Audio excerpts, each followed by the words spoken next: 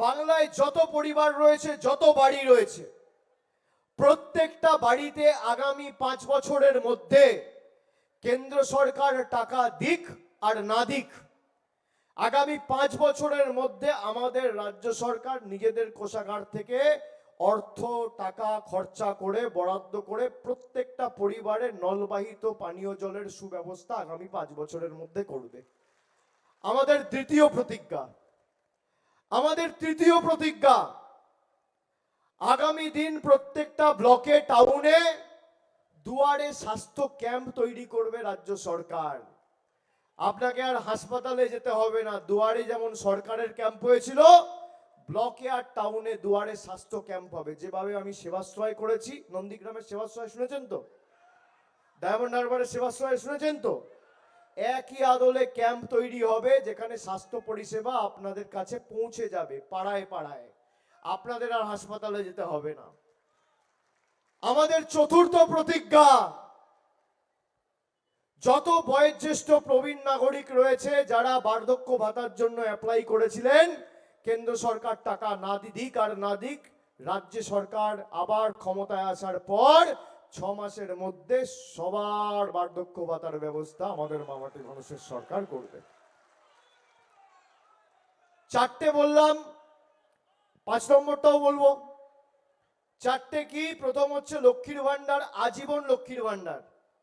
একজন মহিলা 1500 টাকা মাসে লক্ষ্মীর ভান্ডার পান, বছরে 18,000 টাকা। আর তপশিলি হলে মাসে 1700, বছরে 20,400। 5 বছর দিদির সরকার আপনাকে 5 বছরে যদি আপনি তপশিলি হন তাহলে 1,02,000 টাকা আপনার ব্যাংক অ্যাকাউন্টে যাবে। আর আপনি যদি সাধারণ হন তাহলে 90,000 টাকা আপনার ব্যাংক অ্যাকাউন্টে যাবে। এটা হচ্ছে আমাদের প্রথম অঙ্গীকার। দ্বিতীয়, সবার বাড়িতে নলবাহিত পানীয় জল। তৃতীয়, দুয়ারে স্বাস্থ্য ক্যাম্প। চতুর্থ, বার্ধক্য ভাতা। আর পঞ্চম,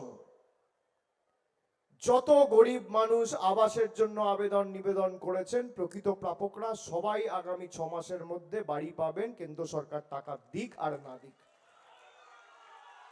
আমাদের রাজ্য সরকার যেভাবে গত 2 বছরে 2 কিস্তিতে একবার 12 লাখ আর একবার 20 লাখ বাড়ি দিয়েছে, কেন্দ্র সরকারের কোনো অবদান নেই, একইভাবে মমতা বন্দ্যোপাধ্যায়ের সরকার আপনাদের বাড়ি দেবে।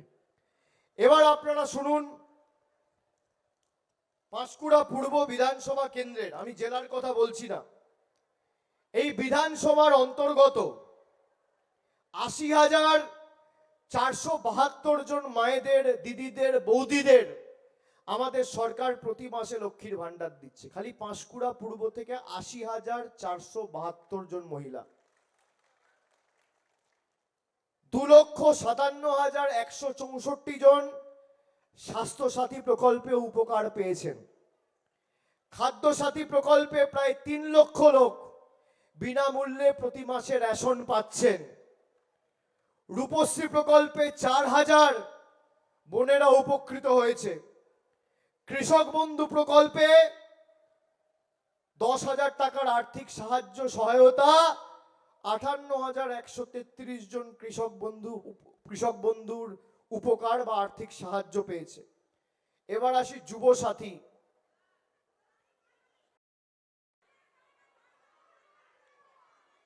ফর্ম ফিল আপ করেছে 21 থেকে, যারা পায়নি ফর্ম রেডি করে রাখবেন, দেওয়ার দায়িত্ব আমাদের, আপনি রেডি করে রাখবেন। এখন নির্বাচনী বিধি রয়েছে, এখন নতুন করে নাম অ্যাড করা যাবে না। 4 তারিখ নির্বাচনী বিধি উঠে যাওয়ার পর যারা পায়নি 21 থেকে 40-এর মধ্যে সবাই পাবে। এটাই মমতা বন্দ্যোপাধ্যায়ের সরকার, আমরা বৈষম্য করি না। এবার যুব সাথী প্রকল্পে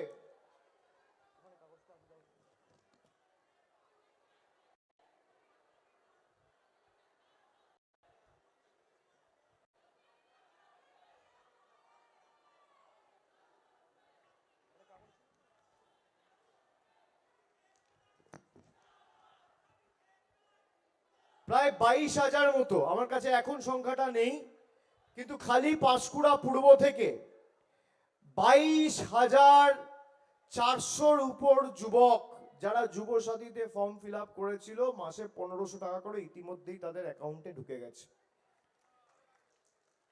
এবং এদের মধ্যে অনেকেই আমাদের ব্যঙ্গ বিদ্রুপ করতো, মমতা বন্দ্যোপাধ্যায়কে গালমন্দ করতো, বাব্যাপান্ত করতো, তারাই লাইন দিয়ে যুবসাথীর ফর্ম ফিল আপ করেছে। এটাই তাদের মধ্যে আর আমাদের মধ্যে পার্থক্য। আমরা বৈচিত্র্যের মধ্যে একতার মূল মন্ত্রে বিশ্বাস করি। আমরা আমাদের ধর্ম বাড়িতে করি। যখন আমরা মানুষের ভোটে নির্বাচিত, আমাদের কোনো ধর্ম নেই, আমাদের একটাই ধর্ম, মানব ধর্ম। মানুষকে পরিষেবা দেওয়া, কন্যাশ্রী দেওয়া, রাস্তা দেওয়া, জল দেওয়া, আবাস দেওয়া, যুবসাথী দেওয়া, স্বাস্থ্যসাথী দেওয়া, এটাই আমাদের লক্ষ্য, এটাই আমাদের কর্তব্য। যারা রাজনৈতিকভাবে তৃণমূলের মোকাবিলা করতে পারেন না, তারা ধর্মকে ঢাল করে রাজনীতি করেন।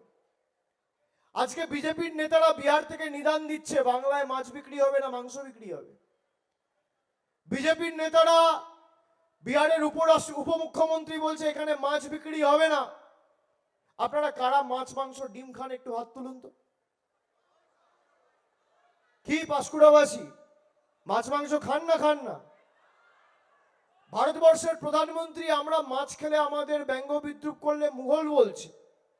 বিহারের উপমুখ্যমন্ত্রী বলছে মাছ বিক্রি করা যাবে না। আরে আমি কি খাবো, কি পড়বো, কার সাথে কথা বলবো, কাকে ভালোবাসবো, কাকে বিয়ে করব, কোথায় থাকবো, কি রঙের জামা পরবো, দিল্লির বাবারা ঠিক করবে? তাদের তল্পি বাহক হয়ে আমরা বাঁচবো? মোদিজির গ্যারেন্টি দেবে কে? থাকেই তো না বাংলায়। আপনি একটা দোকান থেকে যদি একটা জিনিস কিনতে যান, দোকানদার যদি জিনিস বিক্রি করে পালায়, তার গ্যারেন্টি আপনি নেবেন? নেবেন? আরে এলাকায় থাকবেই না তো গ্যারেন্টি কে দেবে? মোদিজি গ্যারেন্টি দিয়েছিল 15 লাখ টাকা করে পাবেন, পেয়েছেন? বলেছিল বছরে 2 কোটি চাকরি হবে, পেয়েছেন? পূর্ব মেদিনীপুরের জন্য 4টে বাড়তি উন্নয়নমূলক প্রকল্প দিল্লি থেকে গত 12 বছরে কেউ নিয়ে এসছে? আপনাদের কোনো সুযোগ সুবিধা হয়েছে?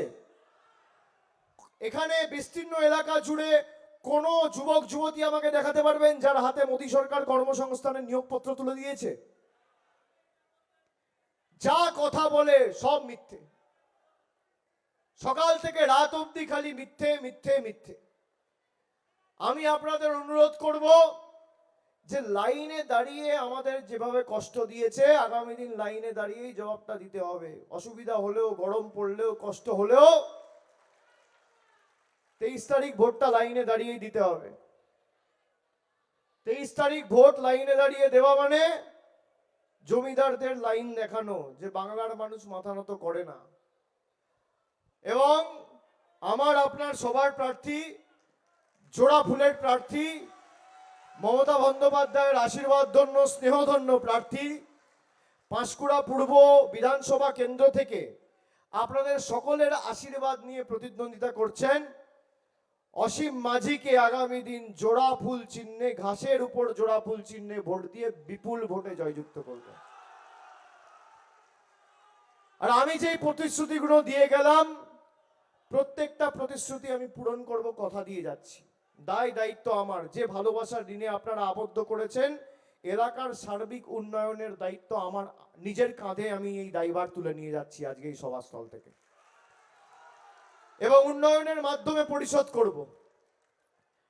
কিন্তু কষ্ট হলেও, অসুবিধা হলেও, আপনি দেখেছেন বাংলায় গ্যাসের সংকটের সময়ও বাংলায় নির্বাচন কমিশন আসার পর চিফ সেক্রেটারি পাল্টে দিয়েছে, হোম সেক্রেটারি পাল্টে দিয়েছে, ডিজি পাল্টে দিয়েছে, এডিজি পাল্টে দিয়েছে, জেলা শাসক পাল্টে দিয়েছে, এসপি পাল্টে দিয়েছে, এডিজি পাল্টে দিয়েছে, আইজি পাল্টে দিয়েছে। আরে উপর থেকে নিচে যা আছে, গণেশ কুমার বাবু, মোদী বাবু, অমিত শাহ বাবু সব পাল্টান। আপনাদের ক্ষমতা থাকলে তৃণমূল কংগ্রেসকে রুখে দেখান। যা আছে সরকারি ব্যবস্থা একদম মাথা থেকে পা অবধি আপনি পাল্টান। বিজেপিকে 50-এর নিচে নামাবো, আর 250-এর বেশি আসন নিয়ে তৃণমূল ফিরবে।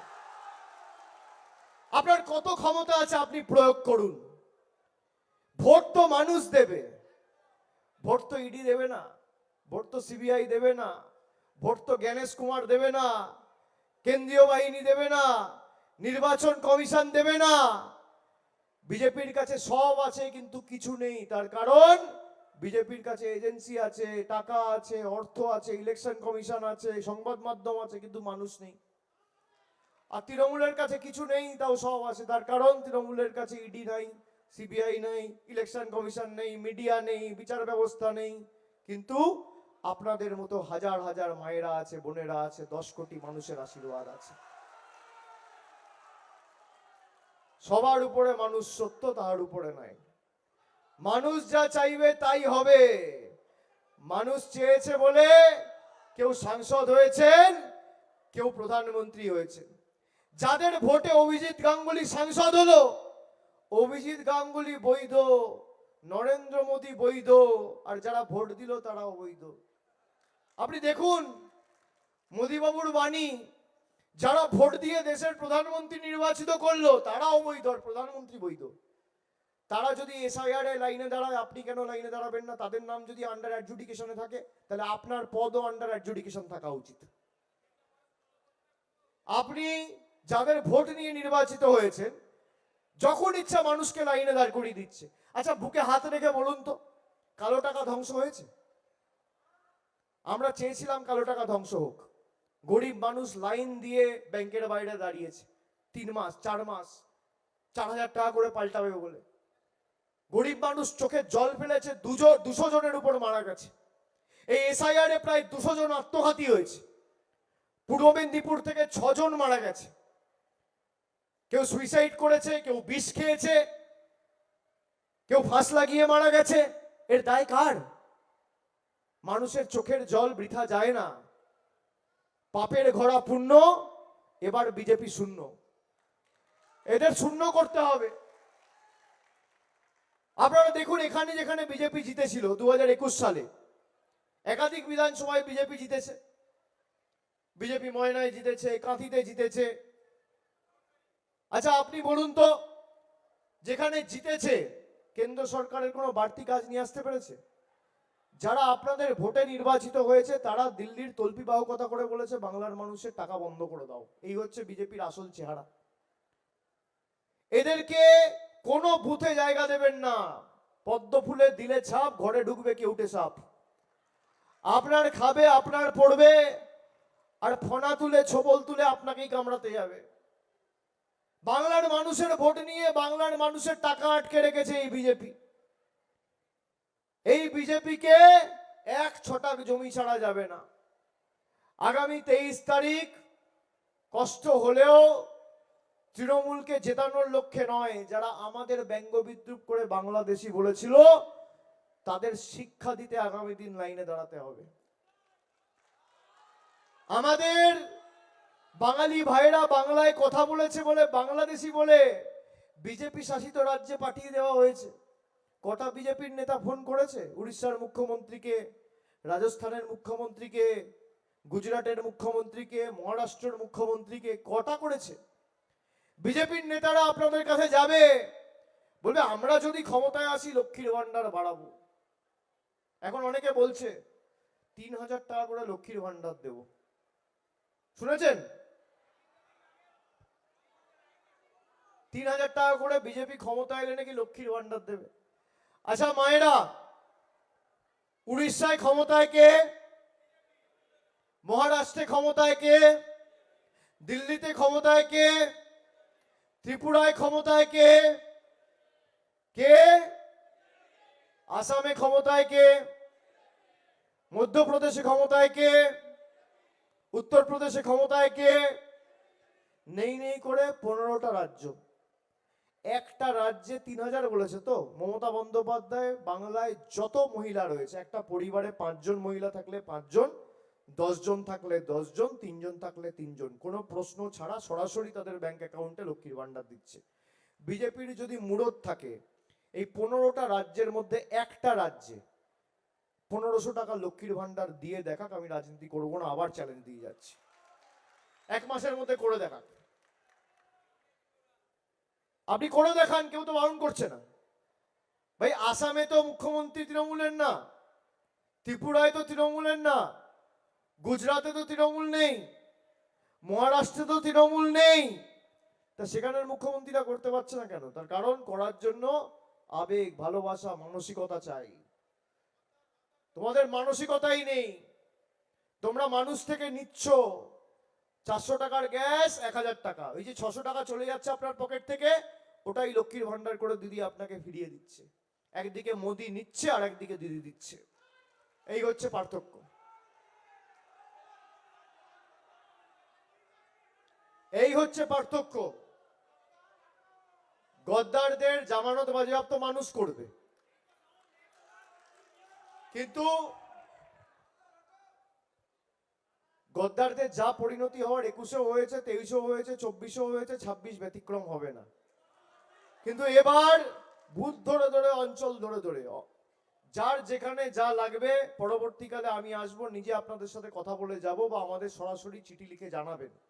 আমাদের যতটুকু সামর্থ্য আছে, যেখানে যা প্রয়োজনীয়তা থাকবে, রূপনারায়ণ নদীর বাঁধ ভাঙো, পাড় বাঁধানো থেকে শুরু করে এখানে ফুলের জন্য কোল্ড স্টোরেজ, এই দুটো দাবি আমি আগেই শুনেছি। এই দুটো দাবিকেই আমরা অগ্রাধিকার দিয়ে আগামী 6 মাসের মধ্যে কাজ শুরু করে যত দ্রুত কাজ শেষ করা যায় আমরা চেষ্টা করব। আমি কথা দিয়ে যাচ্ছি, কেন্দ্র সরকার সাহায্য করুক না করুক, আমরা এদের দয়া দাক্ষিণ্যে বেছে নিই। কেন্দ্র সরকার বাড়ির জন্য টাকা দেয়নি, মমতা ব্যানার্জি দিয়েছে। লক্ষ্মীর ভান্ডার দেয়নি, রাস্তা দেয়নি। পাঁশকুড়া পূর্ব বিধানসভায় 85 কোটি টাকার উপর গ্রামীণ রাস্তা তৈরি হয়েছে, পথশ্রী 3 আর পথশ্রী 4 মিলিয়ে। মমতা বন্দ্যোপাধ্যায় সরকার করেছে, আমাদের সরকার করেছে। আমি আপনাদের সকলকে আরেকবার আমার কৃতজ্ঞতা, প্রণাম, শুভেচ্ছা, অভিনন্দন জানিয়ে, সকলকে আরেকবার প্রণাম জানিয়ে আমার বক্তব্য শেষ করছি। সবাই ভালো থাকবেন, সুস্থ থাকবেন। জয় হিন্দ, বন্দে মাতরম, জয় বাংলা, জয় বাংলা।